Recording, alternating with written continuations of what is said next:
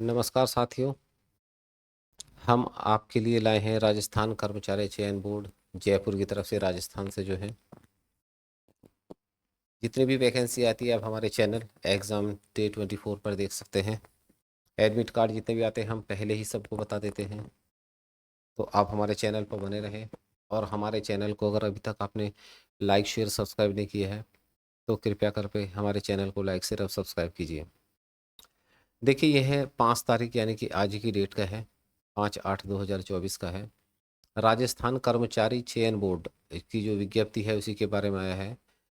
6/2024 और क्रमांक है 2145 दिनांक 13/2/24 के द्वारा लिपिक ग्रेड कनिष्ठ सहायक की सीधी भर्ती 2024 के लिए आवेदन इन्होंने मांगे थे।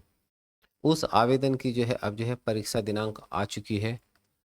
भाई, एक विज्ञप्ति की जो परीक्षा दिनांक है लिपिक ग्रेड सेकंड की है। इसमें कनिष्ठ सहायक संयुक्त सीधी भर्ती परीक्षा 2024 यानी कि क्लर्क ग्रेड सेकंड और junior assistant combined direct recruitment 2024 है।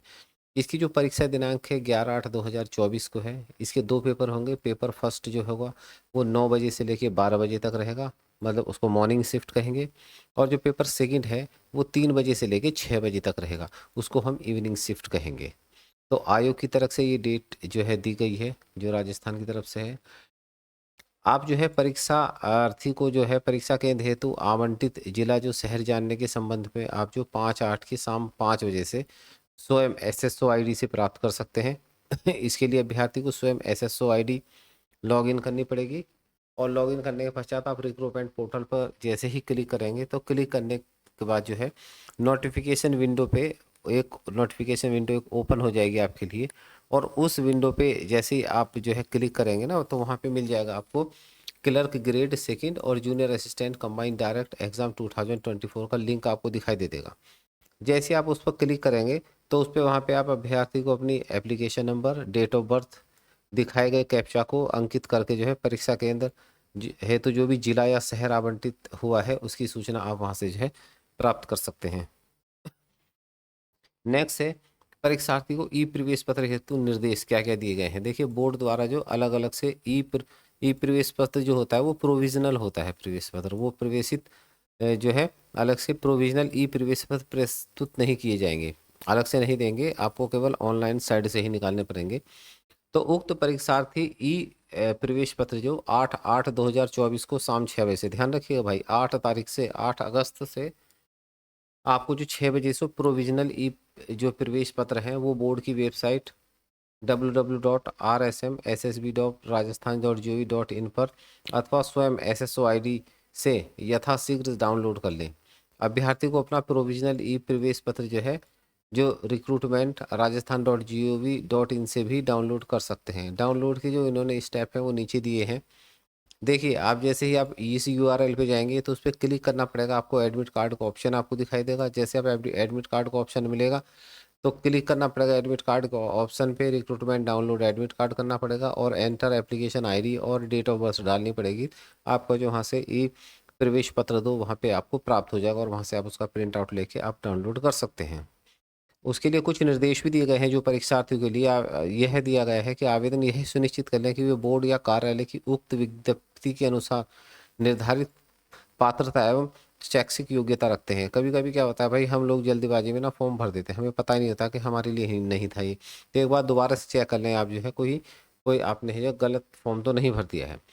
इसमें नेक्स्ट पॉइंट है रेल बस की छत या पायदान पर बैठकर खड़े होकर यात्रा नहीं करें और परीक्षार्थी केंद्र पर यात्रा के दौरान अनुशासन बनाए रखें, अन्यथा उनके विरुद्ध आपराधिक प्रकरण दर्ज होने पर आपकी परीक्षा निरस्तीकरण की कार्यवाही भी की जा सकती है। तो भाई शांति से नियमानुसार जाके आप जो अपनी परीक्षा दें। और भी दे रखा है इन्होंने कि परीक्षा केंद्र पे 2 घंटे से पूर्व अपनी उपस्थिति दे दें। जहाँ भी आप जाएंगे 2 घंटे से पहले ही आप पहुँच जाएंगे, क्योंकि तलाशी वगैरह होगी वहाँ पे और बैठने के लिए कक्षा में नियत स्थान मिल जाएगा आपको।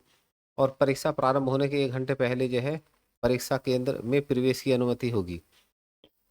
1 घंटे पहले ही आप उसमें अंदर जा सकते हैं। ठीक 1 घंटा पूर्व परीक्षा केंद्र का प्रवेश जो है वो बंद कर दिया जाएगा। भाई 1 घंटा पहले यहाँ बंद कर देंगे, इसके पश्चात किसी भी स्थिति में परीक्षार्थी केंद्र में प्रवेश नहीं दिया जाएगा।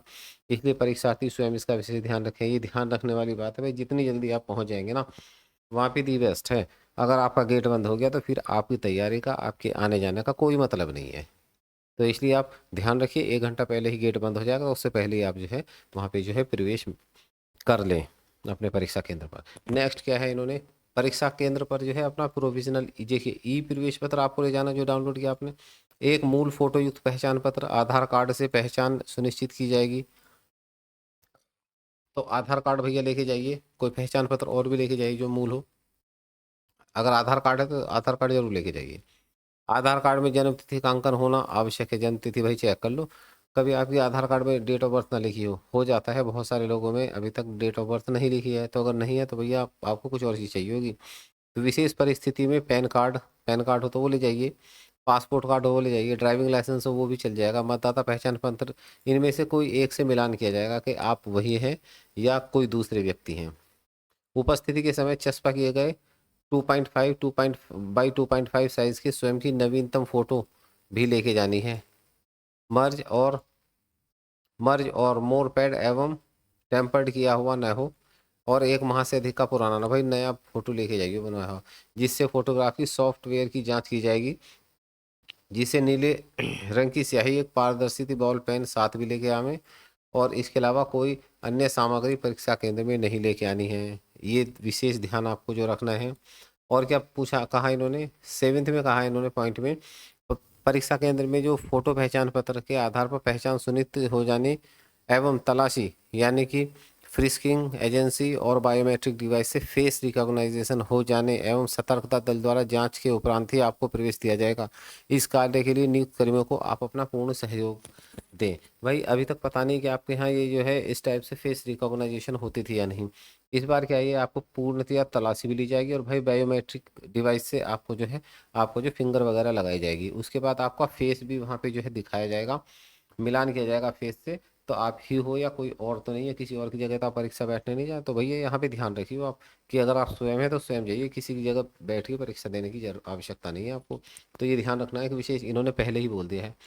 8 पॉइंट में क्या है, परीक्षा केंद्र में आपको किसी भी प्रकार की घड़ी वगैरह नहीं पहन के आनी है, ठीक है ना। और बॉल पेन के अलावा किसी प्रकार का पेन, पानी की बोतल, purse, bag, geometry box, etc, ये कुछ भी नहीं लेके जाना है। पेजर वेजर कुछ नहीं, इलेक्ट्रॉनिक सामान तो आप समझ लीजिए कि बिल्कुल भी रखने की आवश्यकता है ही नहीं है अपने पास में।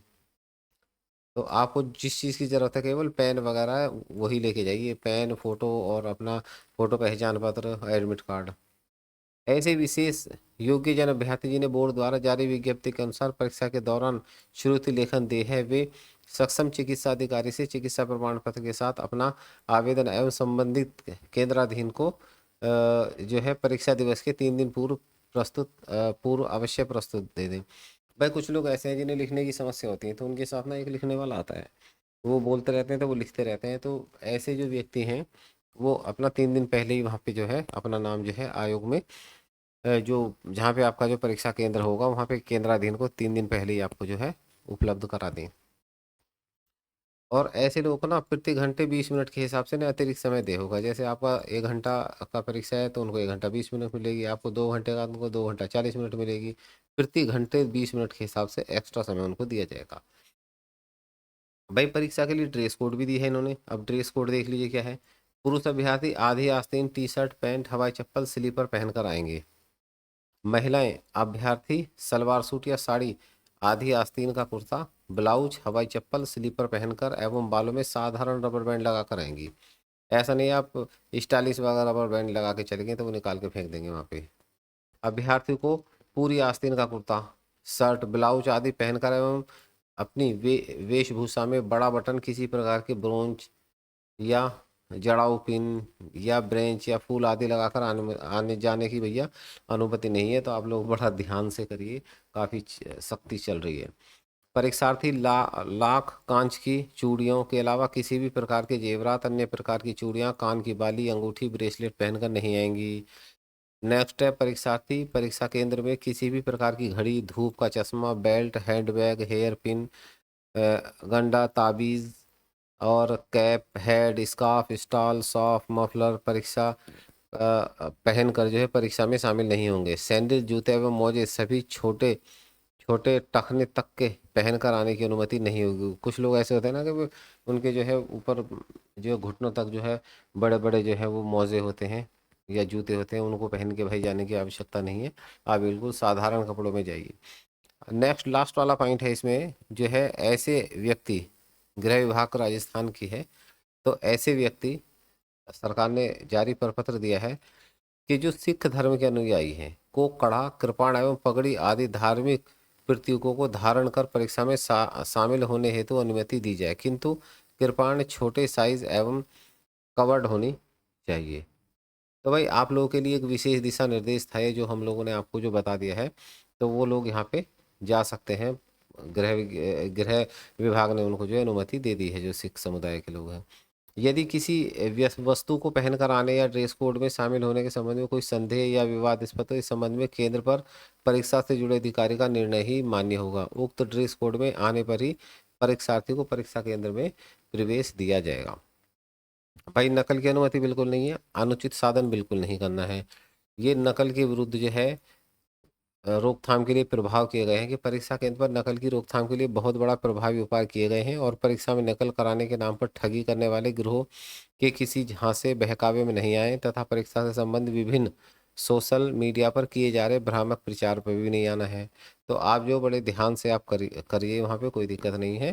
देखिए रोकथाम के लिए इन्होंने क्या है, अगर कोई ऐसा अनुचित साधन करते हुए पकड़ा जाता है तो उसके 10 लाख से लेकर अधिकतम 10 करोड़ तक का दंड है, और 10 वर्ष के लिए अधिक से लेकर आजीवन कारावास तक की सजा का प्रावधान है, जिसके अंतर्गत कठोर दंडात्मक कार्यवाही की जा सकती है। साथ ही ऐसे अभ्यर्थी को आगे परीक्षा देने के लिए भाई हटाया जाएगा, डीबार कर दिया जाएगा। वो इन फ्यूचर कभी ज़िंदगी में परीक्षा नहीं दे पाएंगे। तो इसलिए आप ध्यान से करिए, परीक्षा दीजिए, अपना जो तैयारी की है। परीक्षार्थी है तो अन्य निर्देश भी दिए हैं। प्रयोजन जो है, परीक्षा प्रयोजन के बाद जो समय बोर्ड द्वारा मास्टर प्रश्न और उसकी उत्तर कुंजी बोर्ड की वेबसाइट पर अपलोड कर दी जाएगी। उत्तर कुंजी अपलोड होने के 72 घंटे की अवधि में प्रश्न पत्र, उत्तर कुंजी की आपत्ति आमंत्रित की जाएंगी। आपत्ति के लिए जो निर्धारित शुल्क 100 रुपये निर्धारित जमा करना होगा, अन्यथा आपत्ति रजिस्टर नहीं होगी। नेक्स्ट क्या है इनका थर्ड पॉइंट, परीक्षा केंद्र के संबंध में किसी कठिनाई की स्थिति में परीक्षार्थी द्वारा उस केंद्र के जिले से संबंधित समन्वयक एवं नियंत्रण कक्ष, जिसके दूरभाष नंबर बोर्ड की वेबसाइट पर उपलब्ध होंगे, से संपर्क करना पड़ेगा। अगर कोई समस्या है तो करना पड़ेगा वो संपर्क। और परीक्षार्थियों के संबंध में विभिन्न सोशल मीडिया पर किए जा रहे जो भी भ्रामक प्रचार हैं, उन पर विश्वास बिल्कुल नहीं करना है। बोर्ड द्वारा जितने भी राज्य स्तरीय प्रतिष्ठित समाचार पत्रों हैं उनमें और बोर्ड की वेबसाइट पर प्रकाशित जो विज्ञप्ति दी गई जानकारी को ही अधिकृत माना जाएगा।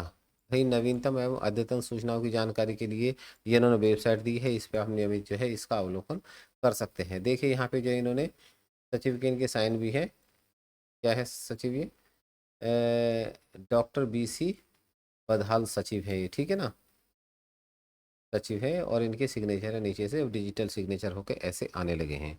तो भाई हम आशा करते हैं कि अगर आपने हमारे चैनल को लाइक से सब्सक्राइब नहीं किया तो हमारे चैनल को लाइक से सब्सक्राइब कीजिए, ताकि हमें भी मनोबल मिलता रहे और हम ऐसी वीडियो आपको जो है प्रस्तुत करते हैं। आज तक हम यहीं आपके पास तक, धन्यवाद।